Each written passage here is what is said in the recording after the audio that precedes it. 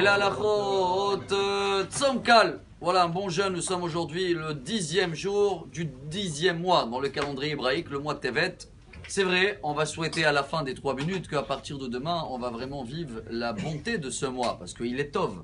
Mais aujourd'hui, il y a 2006 ans, 2606 années en arrière, c'est passé le début de le déstabilisement, je sais pas, j'ai essayé d'inventer un nouveau mot, j'espère que ça passe, du peuple juif. Dès qu'on est rentré en Israël après Moshe Rabbeinu et Yehoshua, on était bien. On a commencé à construire, il y avait les juges, il y avait les prophètes, et après on a commencé à nommer le roi, le premier Shaoul, roi David, roi Salomon, et il a commencé à construire le temple, tout va bien. On était là, on a pris des habitudes, de temps en temps des petites guerres avec les nations à côté, mais on est toujours dans notre terre, on a notre armée, tout va bien. Et après, il y a eu, comme vous le savez, beaucoup des péchés qui ont été faits. Ce sera l'adultère, l'idolâtrie.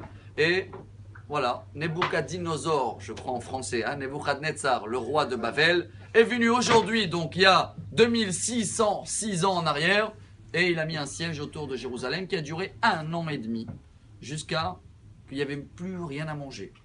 Et après 1 an et demi, comme vous le savez très bien, le 17 Tammuz, ça y est, les murailles ont commencé à être frisées, brisées, je ne sais pas comment on dit, et ils sont rentrés 3 semaines de massacre, et après le 9 Av, le temple a brûlé. Oui, chers amis, on n'a pas besoin de Napoléon pour nous dire que les seuls qui peuvent vivre au présent leur passé, c'est ceux-là qui ont un avenir. Alors nous, aujourd'hui, on est en train, oui, de retourner en arrière, de trouver la source du problème, à tel point que c'est le seul jeûne qui, s'il aurait été tombé Shabbat, on aurait jeûné Shabbat. Il ne peut jamais tomber Shabbat dans le calendrier. Oui, des fois, il tombe vendredi, et c'est le seul jeûne qu'on jeûne vendredi. On ne le pousse pas, on n'avance pas, on ne le repousse pas, parce que le prophète Yecheskel, il dit c'est la source hein, de tous les problèmes qu'on a jusqu'à aujourd'hui.